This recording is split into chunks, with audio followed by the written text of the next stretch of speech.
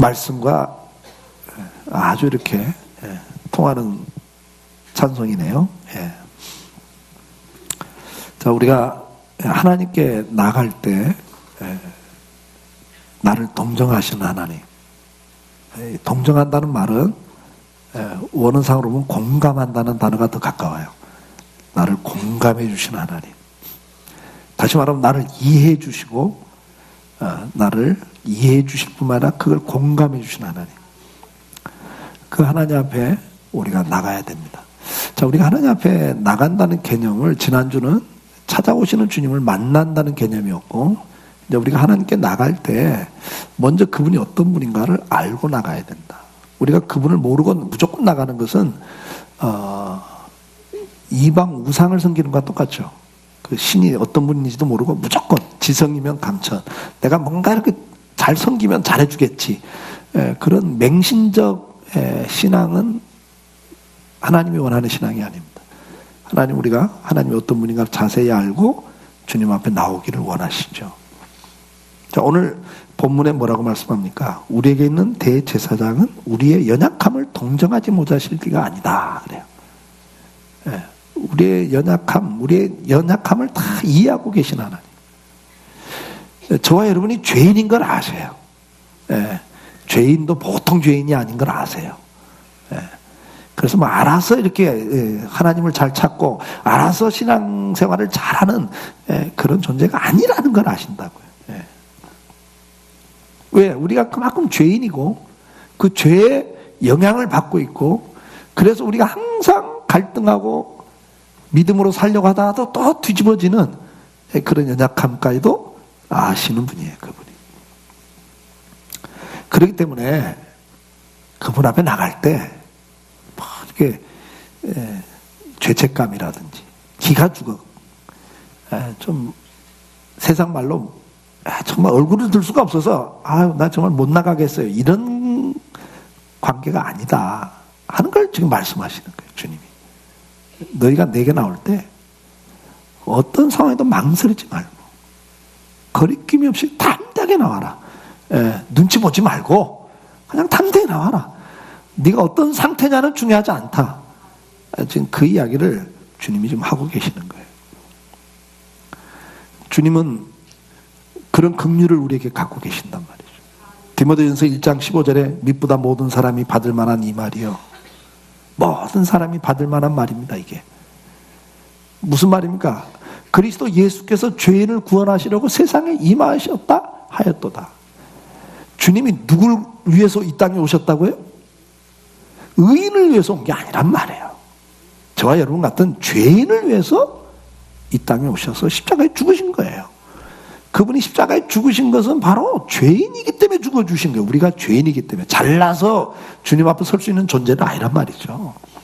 지금 그 이야기를 하는 거예요. 그러면서 바울이 뭐라고 그래요? 내가 죄인 중에 괴수 아니냐, 내가 죄인 중에 괴수다. 그러면서 16절에 자기 이야기를 하는 거예요. 근데 나 같은 죄인도 긍휼을 입었다.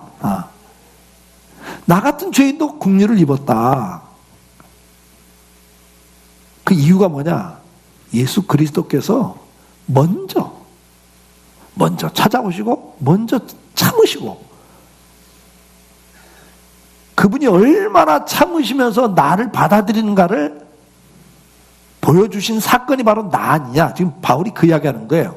그래서 후에 주를 믿어 영생을 얻는 자들에게 본이 되게 하려 하십니다. 그러니까 뒤에 오는 모든 세대 사람들에게, 자 봐라, 저 바울 같은 사람도 예수님이 받아주지 않냐. 지금 그 이야기를 하는 거예요, 바울이. 내가 죄인 중에 괴수 아니냐. 근데 이게 본이 되게 하는 거다. 저 봐라, 저 바울 같은 사람도 주님이 용서하시고 품으신다. 이걸 보여준다는 거예요. 사도행전 26장 9절에 사도 바울이 고백을 합니다. 나도 나사렛 예수의 이름을 대적하여 많은 일을 행해야 될 줄 스스로 생각했다. 예수 믿는 것들을 없애는 것이 의로운 일이라고 생각했다. 잘못된 생각을 가지고 예수의 이름을 대적하는 일을 위해서 내가 열심을 내야 되겠다고 생각했던 사람이다. 그러면서 10절에 뭐라고 말합니까? 예루살렘에서 이런 일을 행하여 대제사장들에게 고난을 받아가지고 많은 성도를 오게 가둔 사람이다 내가. 그리고 사람 죽일 때, 예수 믿는 사람을 죽일 때 내가 찬성표를 던졌던 사람이다. 11절에 뭐라고 그래요? 또 모든 회당을 쫓아다니면서, 뭐 가만히 있는 게 아니에요. 모든 회당을 쫓아다니면서 그 가운데 예수 믿는 사람을 색출해내가지고 어떻게 해요? 형벌을 가해서 고문을 가하면서 너 이 자리에서 예수 부정해. 예수 안 믿는다고 말해. 너 그 신앙 잘못된 거라고 고백하고 이 자리에서 벗어나. 이렇게 강요했던 사람이라는 거예요. 그리고 얼마나 이 일에 열심히 했던지 외국까지 쫓아갔다고 그랬어요. 네? 내가 막 그 예수 믿는 사람만 보면 막 화가 나가지고 외국까지 쫓아가가지고 그들을 박해했다. 사도행전 22장 4절에 보면 내가 이 돌을 박하여 사람을 죽이기까지 하고 남녀를 결박하여 옥에 넘겼다 그랬어요. 그러니까 사도 바울이 어떤 사람인지 아시겠죠 여러분? 하여튼간 예수 믿자만 나오면 그냥 흥분을 해가지고 예수 믿는 것들은 싹쓸이를 해야 돼. 없애버려야 돼.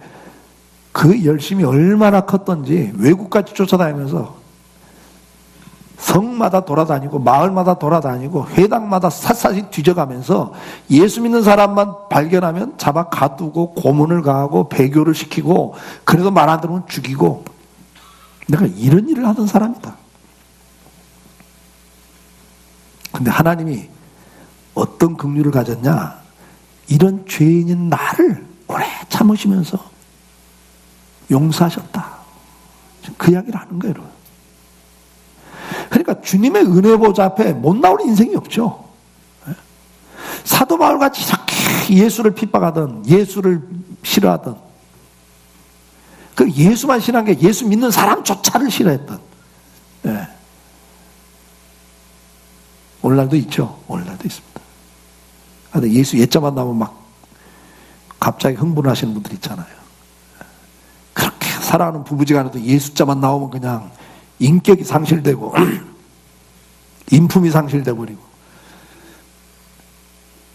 이상하게 변화버리잖아요. 그런 사람이 있지만 주님은 오늘도 참고 기다리시면서 나오기를 원하시는 거예요. 주님은 어떤 사람들을 긍휼히 여기셨습니까? 마태복음 9장 36절에 무리를 보시고 불쌍히 여기신 이는 그들이 목자 없는 양과 같이 고생하며 기진함이라. 시편 107편 4절에 그들이 광야 사막길에서 방황하며 거주할 성읍을 찾지 못하고 줄이고 목이 말라 그들의 영혼이 그들 안에서 피곤하였도다. 어떤 상태를 이야기합니까 여러분? 목 잡는 양 같은 존재라고 봤어요 여러분. 갈 바를 못 찾고 지금 광야길을 방황하고 있는 사람을 봤어요. 그렇게 인생을 봤단 말이죠. 방황하는 인생. 그래서 지금 피곤한 인생. 우리가 시편에서 앞에 시편 1편을 제가 설교하면서도 말씀드렸잖아요. 복 있는 사람과 악인의 차이가 뭐냐 이게요. 우리가 의인이 아니죠.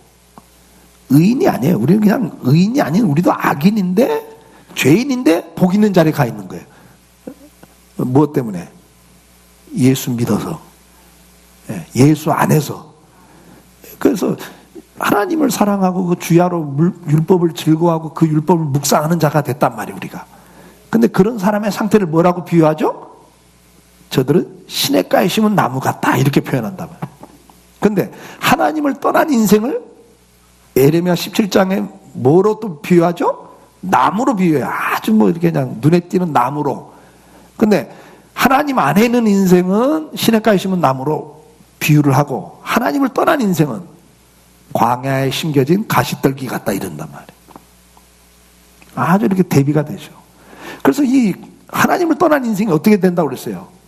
건조한 날마다 갈증을 느끼고 살아. 만족이 없는 삶을 살고 그 다음에 맛이 없는 삶을 산다 그랬잖아요. 의미가 없고 재미가 없고 만족이 없는 그런 삶을 살다 그랬어요. 광야는 어떻다고 그랬어요? 사람이 가하지 않는다. 주변에 사람이 머물질 않아. 사람이 붙어있질 않아요. 외로워. 하나님을 떠난 인생은 뭘 해도 만족도 없어요. 기쁨도 없어요. 외로워요. 허무해요. 하나님을 떠난 인생은 그냥 광야의 가시떨기 같다고 비유를 하셨잖아요. 눈에 딱 띄잖아요. 이렇게 방황하고 있는 인생을 보면서 정말 시냇가에 심은 나무라면 때를 따라 철을 따라 열매도 맺고 형통한 삶을 살 텐데 하나님을 떠나서 그렇게 방황하면서 공고하고 피곤한 상태에 있는 그 영혼을 보면서 주님은 불쌍히 여긴다 그래요. 불쌍히 여긴다. 오늘도 이렇게 하나님을 믿는다 하면서도 하나님을 떠나면서 공고한 인생을 사는 성도들이 많잖아요. 오늘 이 아침에 주님은 그들을 보면서 내가 너를 불쌍히 보고 있다. 불쌍히 보고 있다. 이사야 49장 13절에 하늘이여 노래하라, 땅이여 기뻐하라, 산들이여 즐거워하며 노래하라. 왜냐? 여호와께서 그 백성을 위로하셨다. 어느 상태에서 그의 고난당한 자를 긍휼히 여기실 것이다. 고난당한 자를 긍휼히 여기셔서 위로하시는 하나님이 오늘도 우리의 하나님이십니다. 우리 인생에는 고난이 있습니다. 여러 가지 고난이 있죠. 고난 가운데 아마 대표적인 고난이 질병의 고통일 겁니다. 아마 아파보면 알아요. 아파보면 우리 몸 가운데 일부분이 조금만 아파도 얼마나 삶이 불편해져 버려요. 삶의 퀄리티가 다 무너지잖아요. 거기다가 그것으로 오는 정신적인 그런 고통들, 마음의 고통들.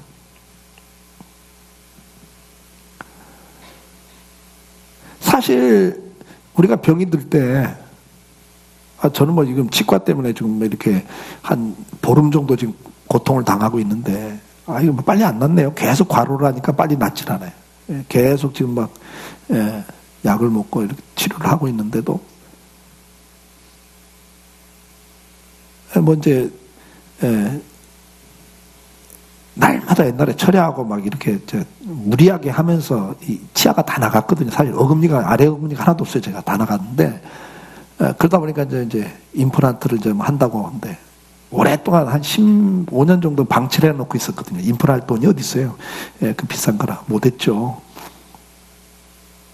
그랬더니 뼈가 다 녹아내렸어요. 치과에 갔더니 이제 이미 뼈가 다 녹아내리고 그래가지고 이렇게 박을 때가 마땅치 않아가지고 삐딱하게 반드시 박으면 신경 건드린다고 삐딱하게 박아놨더니 이게 뭐 눌리면 또 이렇게 또 무너지면 염증이 생기고 고통을 좀 많이 당했어요.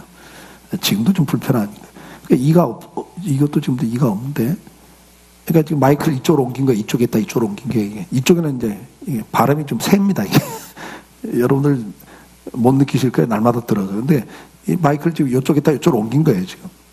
이게 이 조그만 부분만 좀 불편해도 이 난리란 말이에요. 먹는 것도 지금 막 고통이고요. 씹으면 아프니까. 여러분 생각해 보세요. 근데 이 정도 고통은 고통이 아니잖아요, 사실. 어떤 우리가 심각한 병이 걸렸을 때 인생 자체를 다 무너뜨립니다. 여러분. 가정을 다 무너뜨리잖아요. 마태복음 14장 14절에 예수께서 나와서 큰 무리를 보시고 불쌍히 여기사 그 중에 있는 병자를 고쳐주셨다 그랬어요. 마태복음 20장 34절에 예수께서 불쌍히 여기사 그들의 눈을 만지시니 곧 보게 되어 그들이 예수를 따르니라 그랬어요. 예수님은 이 병든 자들을 볼 때 불쌍히 여기셨어요. 왜? 그들이 당하는 육체적인 고통뿐만 아니라 그들이 당하는 심리적인 고통 그리고 그 가족까지 다 고통 가운데 있는 걸 아시거든요. 누가복음 18장 30절에 맹인이 외쳐 이르되 다윗의 자손이여 나를 불쌍히 여기소서. 이 사건이죠. 그때 주님이 그를 불쌍히 여기사 그들의 눈을 만지셨더니 보게 되었다 그랬어요. 주님은 우리의 고난을 불쌍히 여기신 분이에요. 육적인 질병뿐만 아니라 정신적으로 귀신에게 시달리는 자를 불쌍히 여기셨습니다. 마태복음 15장 22절에 가난한 여자 하나가 그 지경에서 나와 소리질러 이르되 주 다윗의 자손이여 나를 불쌍히 여기소서 내 딸이 흉악하게 귀신이 들렸나이다 그랬어요. 귀신 들린 자들이 있습니다. 이 마귀에게 사로잡혀서 인생이 공고한 사람들이 있어요. 귀신에게 잘못된 사상으로 사로잡힌 사람들이 있죠. 잘못된 습관에 사로잡힌 사람들이 있죠. 마귀가 그들을 사로잡고 있잖아요. 네, 이 정신세계를 또 사로잡아요, 귀신이. 이런 다양한 방법으로. 우울증도 옵니다, 귀신에게 사로잡히면. 여러분, 뇌세포가 잘못되거나 신경계열에 잘못돼서 우울증이 오는 병도 있지만 귀신에게 사로잡혀서 우울증이 올 수 있어요. 그래서 자살까지 합니다, 이 사람들은. 그 사람들 이야기들은 뭐라고 하는지 아세요? 귀신이 와서 자꾸 속삭여요. 너 뛰어내려. 5층에서 뛰어내려. 자꾸 그러는 거예요. 차에 뛰어들어가. 너 죽어라. 사로잡히면요, 그 말을 듣고 죽는 거예요. 귀신에게 사로잡으면 갖가지 증상이 나타나죠. 그런 것도 있어요, 여러분.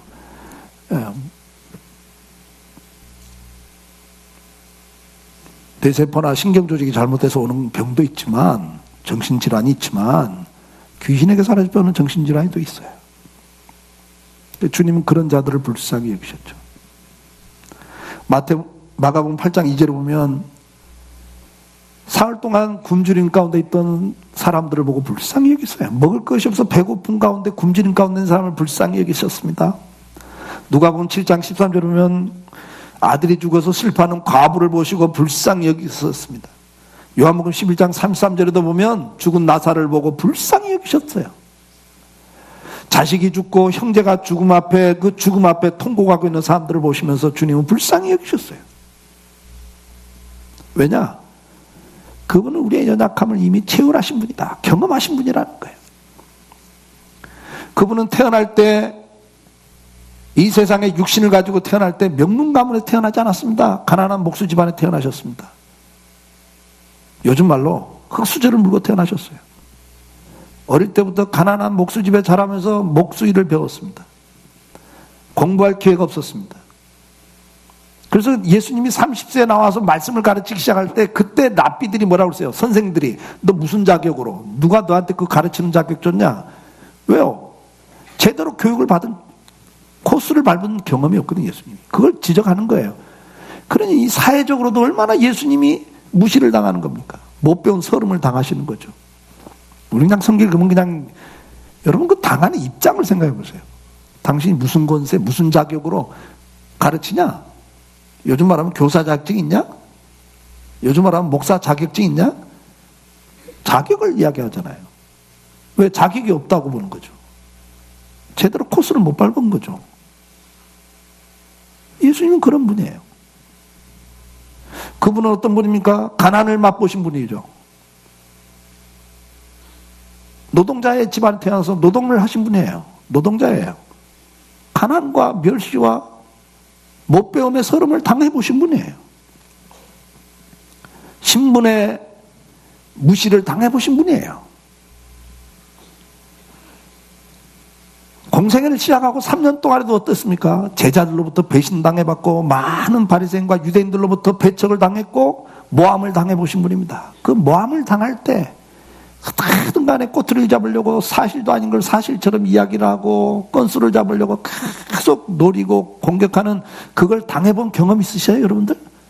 누군가 나를 망가뜨리려고 무너뜨리려고 꼬투리 잡으려고 무슨 말망 닮은 말꼬리 잡고 그걸 잘라서 또 모함을 하고 그걸 여론을 막 확대시키고 예수님이 그대로 다 당해보신 분이잖아요. 옛날이나 지금이나 뭐가 바뀌었어요, 여러분? 다 똑같은 삶을 사는 거예요. 예수님은 거기다 어떤 일을 당하셨습니까? 조롱과 멸시를 당해봤습니다. 딱이다 맞아보시고 얼굴에 침뱉음도 당해보시고 그런 무시와 멸시, 조롱을 다 당해보셨어요. 그걸로 끝났습니까? 십자가에 못 박혀 죽는 최악의 육체적 고통까지 당해보셨어요. 죽임까지 당해보신 분이에요, 여러분. 그분이 말씀하는 거예요. 오늘 본문에 그분 우리 연약함을 체휼하지 못한 분이 아니다. 이미 우리가 어떻게 살고 있는지를 아시는 건 뿐 아니라 자기가 당신이 다 겪어보셨단 말이에요. 겪어보시고 우리를 충분히 이해하시고 공감하시는 분이다.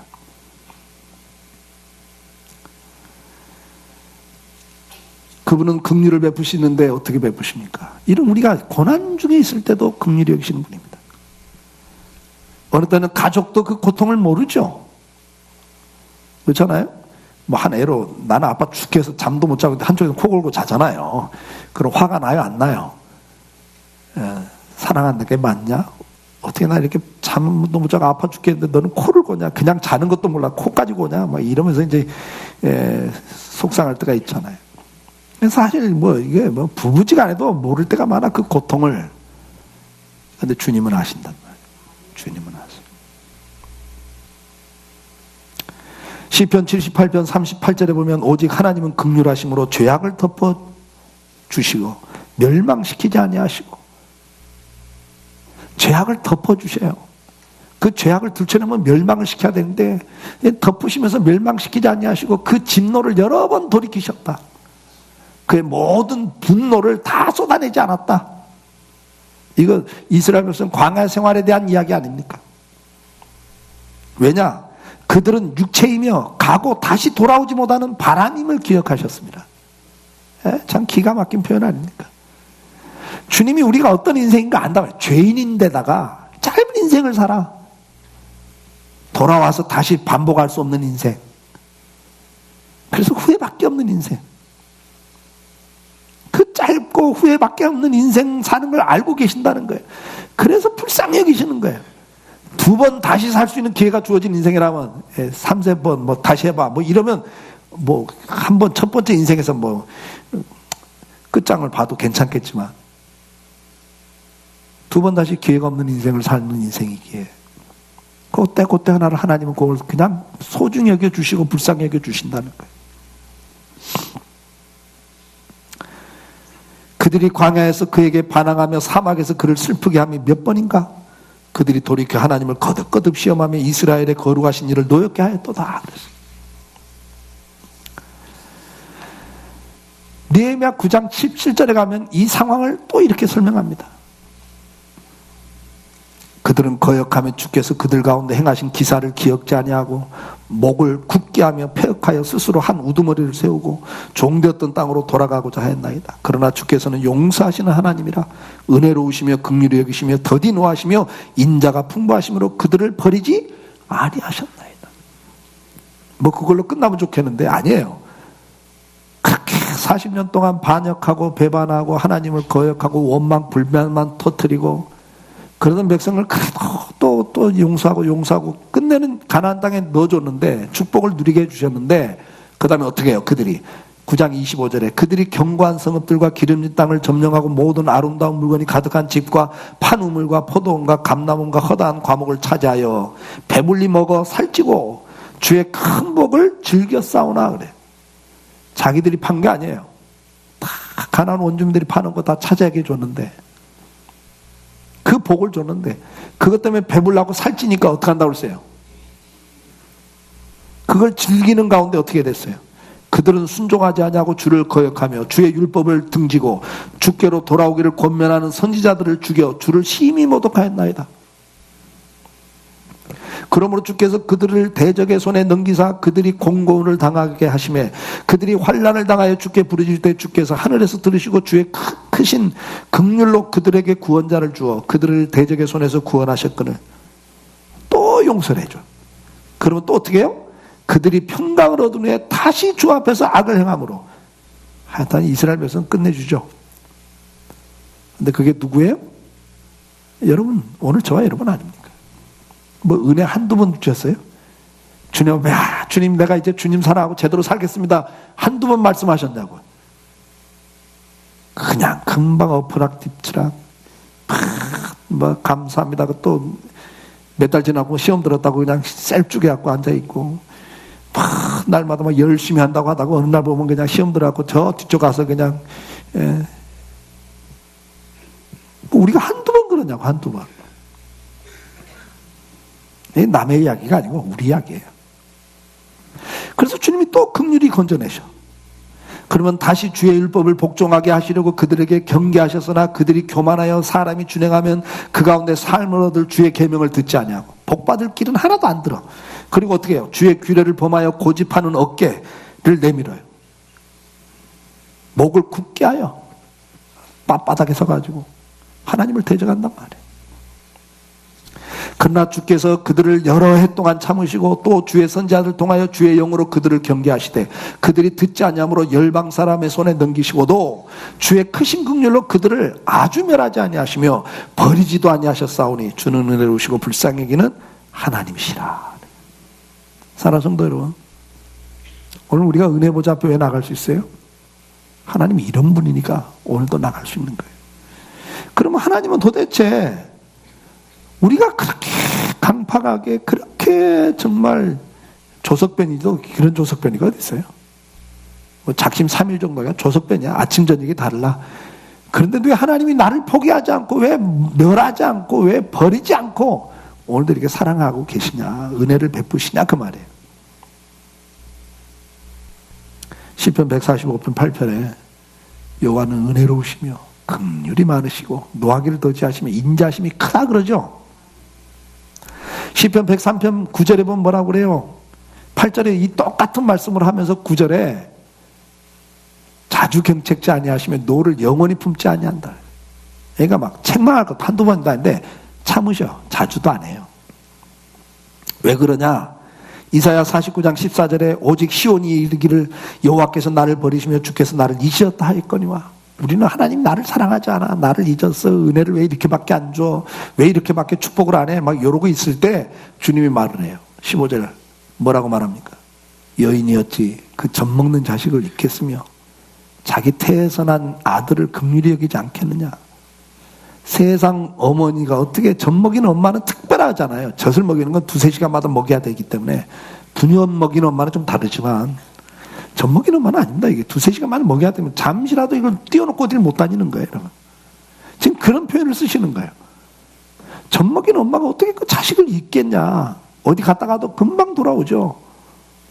짬짬이 일을 하면서도 얘는 눈에다 띄워놓지 않잖아요.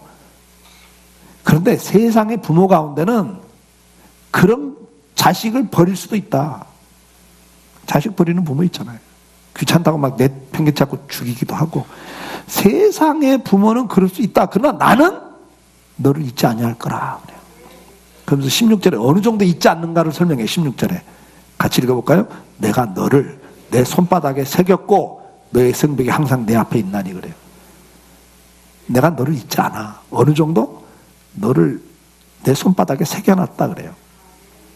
중요한 거 막 메모를 해야 하는데 메모지가 없으면 어떻게 해요? 손바닥에다 써놓잖아요. 기억하려고. 근데 뭐 또 뭐 잠깐 또 다른 일 하다 보면 이게 지워져 버려. 땀나고 지워져. 근데 주님이 손바닥에 기록한다는 건 잊어버리지 않겠다는 표현이잖아요. 근데 어떻게 기록해요? 사인펜이 아니고 아예 새겨놨대. 이게 뭐냐면 옛날에 책을 만들 때 가죽에다가 칼로 글을 새겼잖아요. 그런 표현을 지금 쓰는 거예요. 아예 가죽에다가 칼로 이렇게 새겨놨다, 너를. 그러니까 지워지지도 않는다, 이 말이 아니에요. 왜 그렇게 하십니까? 우리를 사랑하는 자식 이상으로 생각하고 있단 말이죠. 최상의 표현이 뭐예요? 부모 자녀 관계를 설명하면서. 근데 이 세상의 부모는 자식을 버릴 수 있지만 나는 너를 버리지 않는다. 그러니까 세상의 부모보다도 나를 더 사랑한다는 거예요. 에레미야 31장 20절에 에브라임은 나의 사랑하는 아들 기뻐하는 자식이 아니냐. 오늘 여러분들에게 말씀하는 거예요. 너는 내가 사랑하는 자식이다. 내가 너를 책망하여 말할 때마다 깊이 생각하노라 그래요. 세상의 부모들은 자식한테 책망할 때 생각하고 책망하잖아요. 지금 책망할 때냐 아니냐, 지금 책망할 농도, 강도 다 생각합니다. 근데 세상의 부모는 진짜 화가 나면 그런 생각 없이 막 해버려요. 그냥. 그래서 오버페이스를 해버리죠. 홧김에 할 말 막 다 못할 단계까지 다 가버려요. 이 세상의 부모는 그럴 수 있어요. 근데 하나님은 뭐예요? 내가 깊이 생각하면서 책망 하나도 한다는 거예요. 그 다음에 어떻게 한다고 그래요? 그러므로 그를 위하여 내 창자가 들끓는다 그랬어요. 안타까워가지고 책망하면서도 때리면서도 더 가슴 아파한단 말이에요, 주님이. 때려놓고도 막 안 돼가지고 말이죠. 아파서 울고 있으면 어떻게 해요? 또 끌어안고 아이고 내 새끼 또 이러잖아요. 하나님이 지금 이런 표현을 쓰시는 거예요. 내가 너를 어떻게 생각하는 줄 아냐? 호세아 11장 8절에도 에브라임이여 내가 어찌 너를 놓겠냐? 내가 어찌 너를 포기하겠냐 그 말이에요. 내가 어찌 너를 버릴 수 있겠냐? 그러면서 뭐라고 그래요? 내 마음이 내 속에서 돌이켜 나의 긍휼이 온전히 불붙듯하다. 내가 너를 볼 때마다 뭐 긍휼하는 마음이 불붙듯하다 그렇게 표현하세요. 사랑하는 성도 여러분, 주님이 왜 우리에게 이렇게 하십니까? 사랑하시기 때문에. 그렇기 때문에 그분 앞에 나갈 때 망설임이 없는 거예요. 자식은 아무리 잘못했다도 부모한테 나갈 때는요 망설임 없이 나갈 수 있는 거예요. 근데 이사야 30장 18절에 뭐라고 말씀합니까? 그러나 여호와께서 기다리시나니 그래요. 오늘 주님이 기다리신대요. 뭐 하시려고? 이는 너희에게 은혜를 베풀려 하시며 그래요. 오늘 주님은 우리에게 은혜를 베풀기를 원하고 계세요. 응답하기를 원하세요. 은혜를 주고 복을 주기를 원하신단 말이에요. 그러면서 뭐라고 그래요? 일어나시리니 이는 너희를 긍휼히 여기려 하심이라. 앉아서 기다리는 정도가 아니라 지금 뭐라고 그래요? 어느 정도 지금 막 은혜를 주기를 원하시느냐? 어느 정도 긍휼히 여기시고 응답하기를 원하시느냐? 일어나서 막 일어나서 지금. 당신이 몸달아가지고 말이죠. 뭐 아신 사람이 셈파는 거지. 네가 와, 네가 먼저 와. 이게 아니고 지금 주님은 말이죠. 저와 여러분에게 은혜를 베풀고 싶어갖고 기다리고 있단 말이에요. 이렇게. 일어나서 기다려봐. 안타까운 마음이 불이 붙어 지금 불쌍해가지고 막 자식이 힘들 때 부모가 얼마나 안타깝냐고요. 어떻게든 돕고 싶잖아요. 지금 하나님이 그런 표현을 쓰는 거예요. 넌 나에게 나와라.